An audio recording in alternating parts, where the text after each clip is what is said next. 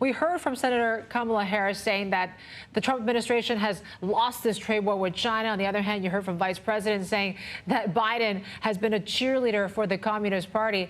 How do you think Beijing is looking at this U.S. election right now?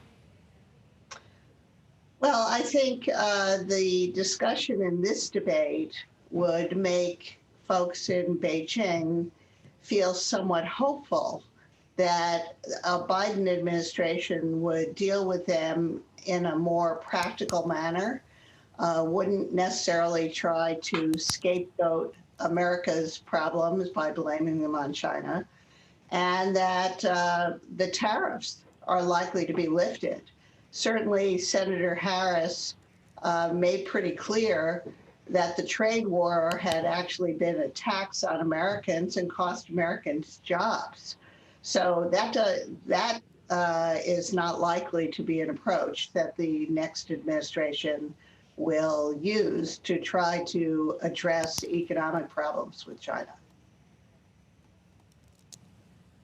So it's interesting just talking to you about how far Biden could go if he were to become president in reversing some of Trump's China policies. You're saying that tariffs could be lifted. How far could he go on that? Could he actually start renegotiating this trade deal that was implemented earlier this year? And what about the restrictions on Chinese technology? Well, the Biden foreign policy advisors, I think, have a pretty clear focus on the key issues between the U.S. and China, the key disputes, which are not about the trade deficit per se, but about Chinese policies which are biased against foreign firms and which use state capitalist, mercantilist approaches to try to give Chinese firms an unfair advantage. And as you note, also pursuit using that same kind of method to turn China into a high-tech superpower. Now, I think the Biden administration is likely to focus on those problems rather than the bilateral trade deficit, which was the focus of the Trump administration's trade war.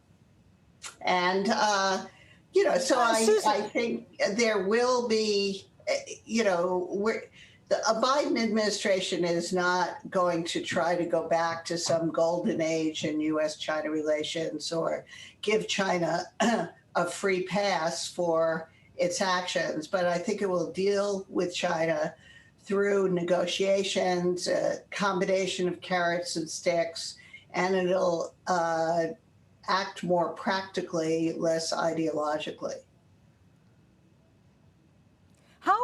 How practical can the Biden administration be when Biden himself has said that China is the biggest security risk for the world?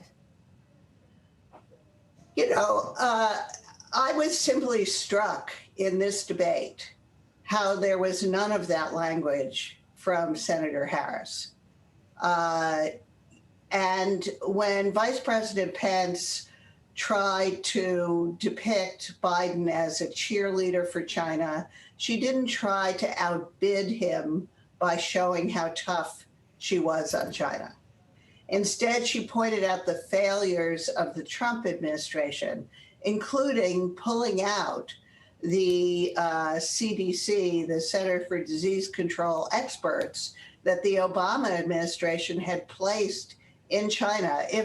If these health experts had been there at the start of the COVID epidemic, we would have had a lot more information about what was going on in China. So, every presidential campaign, you do see this competition between the candidates to try to show who's tougher on China. But Senator Harris studiously avoided doing that and instead highlighted the failures of the Trump administration, including the fact that, according to the recent Pew polls, President Trump has even less respect in the world than Xi Jinping does. Susan, could a Biden administration seek cooperation with China in areas like climate change and Iran? Absolutely. Absolutely. I think there's a very clear-eyed understanding on the part of the Biden folks that there are many issues in the world: climate change, pandemics, Iran, North Korea, where the United States and China need to cooperate, and it doesn't mean that there won't be these other disputes, especially related to the economy and technology and also human rights. But I think there will be more of a good faith effort to find the basis for cooperation.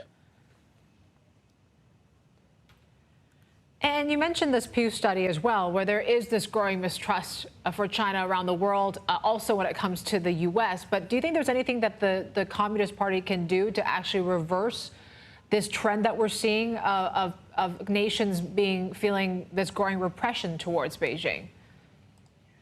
Oh, absolutely. I think actually there's quite a lot of internal debate inside China. It's pretty invisible to us, but based on my conversations with Chinese academics, journalists, there's a lot of criticism of Chinese foreign policy right now for overreaching, for picking fights with India, with Japan, with Korea, of course, with the United States, and even in Europe, when Chinese diplomats go and try to build good relations with the Europeans, they actually find themselves performing a kind of loyalty dance to Xi Jinping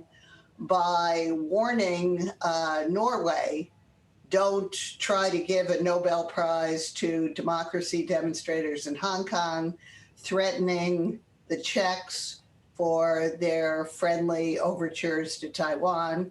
It's this wolf warrior diplomacy, as they call it, is making China not making them a lot of friends, for sure. And, of course, the United States also has made its own mistakes in alienating other countries as well. And you mentioned, Susan, about Taiwan. Should we be concerned about some type of military conflict with Beijing in Taiwan now? And what sort of role do you think the U.S. could play in this? Well, I think Taiwan is definitely a major risk factor. It's like during the Cold War, Berlin was the place where it was kind of a contest of wills between the Soviet Union and the United States. It would be very dangerous if Taiwan in the next few years became a similar area of a contest of wills between the United States and China. I personally don't think that Xi Jinping is so foolish, so reckless as to really contemplate any kind of military action against Taiwan right now. I think that would be very destructive to China's efforts to address its serious domestic problems that it has right now. And it would make China, viewed, it could very well lead to outright war between two nuclear powers. But at the same time, the kind of pressure that Beijing is putting on Taiwan is really, very, very difficult for Taiwan. U.S. has to be very steady at the helm, very careful, because this is the issue that is felt the most strongly by China and its leaders.